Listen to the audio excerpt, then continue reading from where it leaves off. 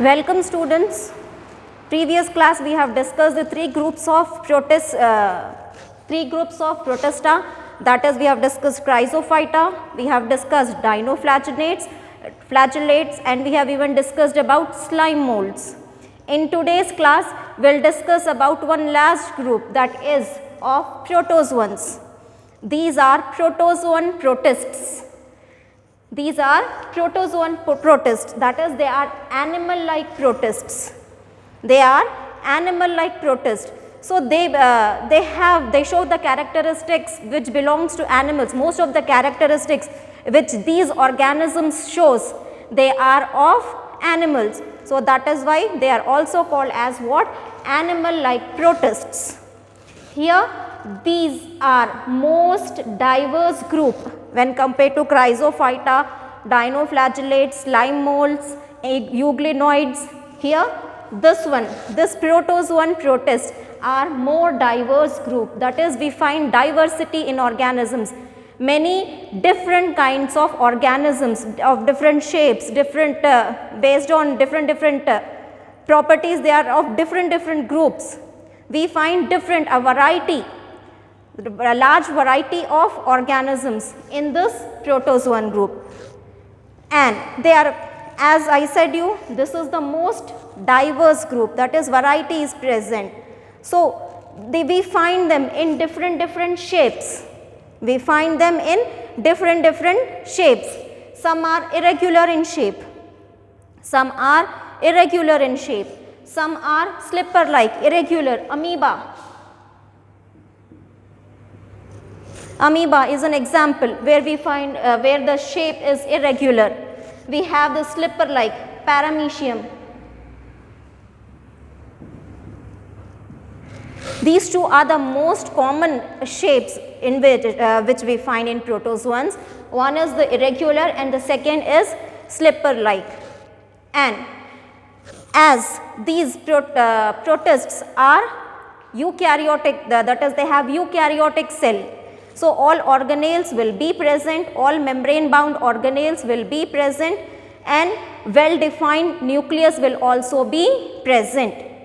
As they are protozoan protists, so they have eukaryotic cell which have well defined membrane bound organelles as well as well defined nucleus. Here in few organisms only one nucleus is present. They are unicellular, but here only one nucleus is present. In some, even though they are unicellular, two nucleus are present, and some are multinucleated. Some are multinucleated. So here in some organisms we find only one nucleus, that is uninucleate. Uninucleate. We find in some, we find two nucleus, that is binucleate. One example for the organisms in which we find one nucleus, that is amoeba. Amoeba will have only one nucleus, that is, the cell will have only one nucleus. In that is here paramecium. In paramecium we find two nucleus. We find two nucleus. Paramecium is a single cell organism. In that single cell we have two nucleus. So that is why paramecium is binucleated. We find two nuclei. And an organism example, Pelomyxa. This is the name of the organism in which we find many nucleus. So this is called as multinucleated. Multinucleated. All of them possess eukaryotic cell. All of them are unicellular, eukaryotic, but the nucleus, the number of nucleus is different. In few it is one nucleus, example is amoeba, that is uninucleated. In few it is two nucleus, binucleated, that is paramecium is an example of binucleated protists. Then here Pelomyxa, it is an example of multinucleated protist. So based on the nucleus, some are uni, some are bi, some are multinucleated. Now coming to this mode of nutrition, based on how they procure their nutrition, based on how they take their nourishment, here They are of different types, that is nutrition is of different types, but all of them will show heterotrophic nutrition. All the organisms which comes under this protozoans, all of them are heterotrophic in nutrition. They cannot prepare their own food. That is why we are saying that these are animal-like protists. Animals are all heterotrophic. They cannot prepare their own food. So, here also these protozoan protists, all of them are heterotrophic. All of them are heterotrophic. They cannot prepare their own food. Just being heterotrophic, this is a characteristic of animal. So, that is why these protozoan protists are also called as animal-like protists. So, based on this, based on how they are taking their nutrition, they cannot prepare their own food, but they have different ways in which they take their food. First is holozoic. First mode of heterotrophic nutrition is holozoic. They swallow the food. They swallow the food, engulf the food. They directly engulf the food material. So, such one is holozoic. Parasitic, we all know what is parasitic. That is, they live, these protozoans live inside the bodies of the living organisms. They feed on the cells, host cells, and they cause disease to them. So, such type of nutrition, that is, they are taking the nutrients from the other cells, other organisms. They are feeding on other organisms, not just feeding, they are even causing the disease to them. So, such type of nutrition is called as parasitic nutrition. And next is symbiotic nutrition. In this type of nutrition, this also we have already discussed, symbiotic is mutual association between two organisms. There will be association between this protozoan protist and the organisms in which it lives. Both of them will be benefited. In parasitic, only the protozoans, the organism which is entering inside, they only get the benefit.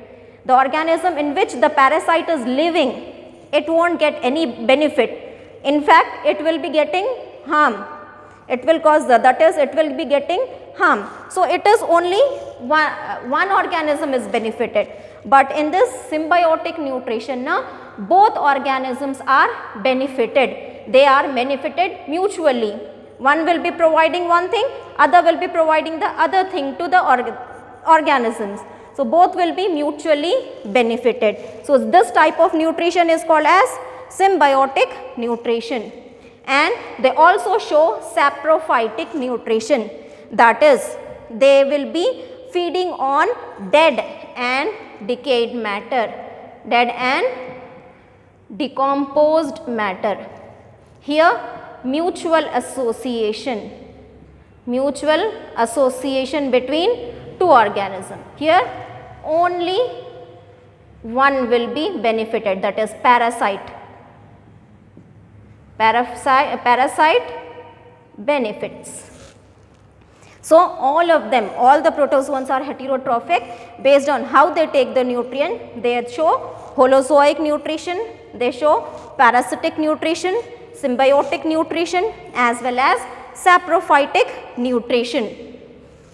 And on the basis of locomotive structure, as we are saying that most of them are animal like. So, animals have different structures to move, locomotive structures to move. In the similar manner, these organisms also have locomotive structure. Most of them have locomotive structure. On the basis of how they move, they are still classified as zooflagellata. That is, flagella is the locomotive organ. These organisms, that is, the organisms which belongs to this group zooflagellata, they will be moving with the help of flagella. Flagella helps in the movement. Flagella, a long thread like structure will be there which will be helping in the movement. We have seen this flagella in bacteria as well as in the euglena. Long flagella will be there. We have seen this flagella even in dinoflagellates. transverse flagella and longitudinal flagella. So, flagella is a locomotive structure. Basically, it helps in the movement of organism or swimming of organisms from one place to another place. So, the organisms which moves with the help of flagella, they are grouped under zooflagellata. So, they are called as flagellated protozoans. They are called as flagellated protozoans. Next is some organisms, few organisms move with the help of cilia, small hair-like structures. Flagella, long hair-like structures. Here cilia are very small hair-like structures. So, these small hair-like structures helps in the movement of organisms, and they also helps in capturing of food. The cilia are small hair-like structures, small hair-like structures. They help in movement as well as food, intake of food. Next group which moves from one place to another place with the help of the pseudopodia. So, those organisms are included under the group Sarcodina. So, they move with the help of pseudopodium. Pseudo means false, podia is feet. They doesn't have any locomotive organ, but when they have to move now, they enlarge their surface, they enlarge a particular surface of the body and they move with the help of it. So, that is called as pseudopodium or pseudopodia. And few organisms, they doesn't have any locomotive organism, they doesn't have any locomotive organisms. So, such organisms are included under sporozoa. So, based on the locomotive structures, the protists are divided into 4 groups, that is zooflagellata, ciliata, sarcodina and last is sporozoa. We will study and discuss about all of them, that is taking example of all of them. The first we will study is amoeboid protozoans. Amoeboid protozoans. Here amoeboid protozoans, they live in fresh water. These are freshwater organisms. Example here of amoeboid protozoans is amoeba.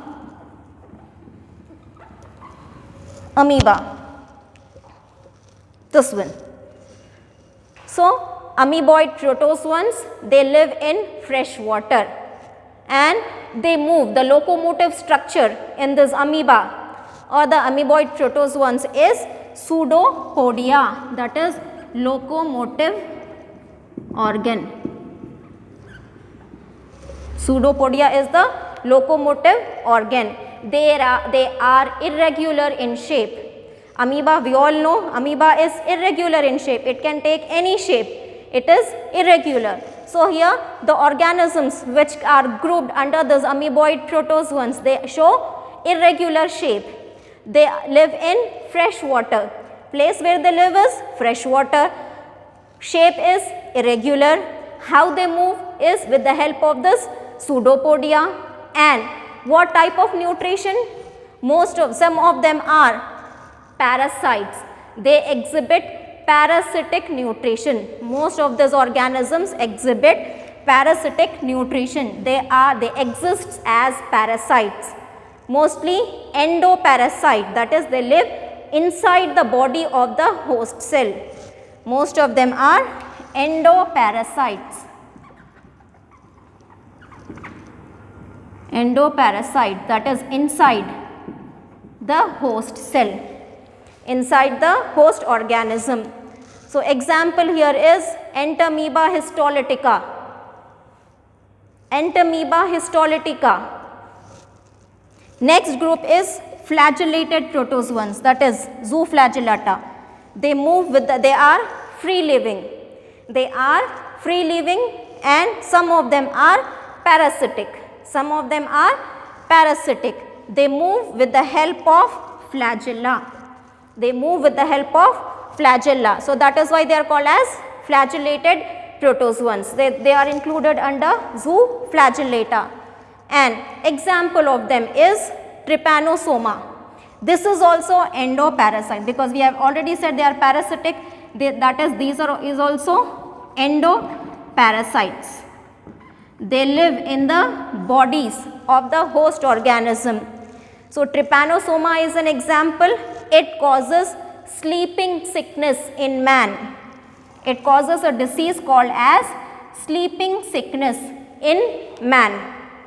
Most of them are parasitic in nature and few of them are free living. That is, they won't be living inside the bodies. They will be living freely anywhere they want.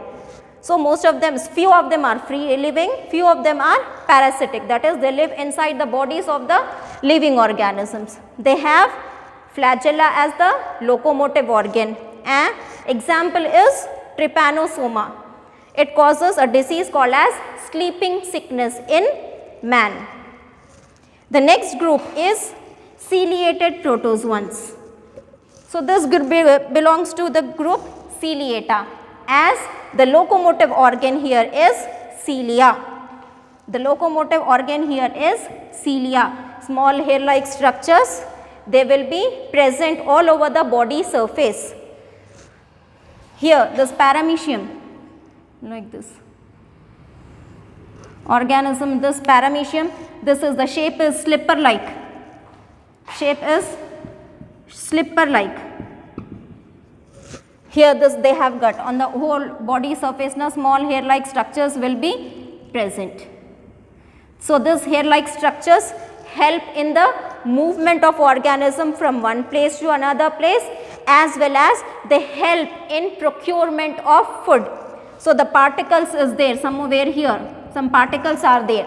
So here they cannot prepare their own food, they need to depend on the others. So whatever particles are there in the surroundings now, because of the movement of hair, rapid movement of the hair, this particles comes near inside it. As soon as it comes in near inside it, so it will be entering this, it will enter this gullet and the organism will take the particles as the food material. So cilia helps in the movement as well as procurement of food materials. So the organisms which moves with the help of the cilia, those are called as ciliated protozoans. They are mostly aquatic. They are aquatic, they move with the help of the cilia. Example here is the paramecium. Example is paramecium. The next and the last group of protozoans are the sporozoans. They does not have locomotive organs. There is no locomotive organ. Here Pseudopodia was the locomotive organ, here flagella was locomotive organ, here cilia was the locomotive organ, here these organisms does not have locomotive organisms. They are unable to move on their own. They are unable to move on their own. And these organisms, they bear infectious spores. So that is, they are also parasitic. Infectious, jaisa, that is, as soon as we see, listen this word, see this word infectious, that means it is parasitic in nature. The mode of nutrition it shows is parasitic. It lives inside the bodies of the living organisms. So no locomotive organs are there. They bear infectious spores, that is disease causing spores. Example for this is sporozoan parasite is malarial parasite. This malarial parasite causes malaria in man. It causes malaria in man. Example here is plasmodium. Malarial parasite is plasmodium. Plasmodium is the malarial parasite. This plasmodium causes malaria in living, that is human beings. It causes malaria in living beings. So now we have discussed about all the groups of Protista. Kingdom Protista, they are unicellular, they are eukaryotic, and they show some of the, that is few of them have cell wall, few of them does not have cell wall. We have seen that is chrysophytes have cell wall, dinoflagellates have cell wall, then This one, euglenoids, they doesn't have cell wall. Slime molds, they doesn't have cell wall. So here these ones, they doesn't have cell wall. So protists, some few protists show cell wall, few protists does not show cell wall. And based on the mode of nutrition, some of them are autotrophic, some of them are heterotrophic. In heterotrophic, we find different ways of nutrition, that is, some show holozoic, some show saprophytic, some shows parasitic, some shows symbiotic nutrition. So we have discussed in detail about the Protista, that is, in Protista we have Chrysophyta, we have dinoflagellates, we have euglenoids, we have slime molds, and we have protozoans. So with this we have completed the second kingdom of Whittakers, that is Protista. We have till now we have finished Monera, that is kingdom of bacteria, and we have dealt with this Protista. Next we will deal with fungi. We will deal with the third kingdom, that is kingdom fungi.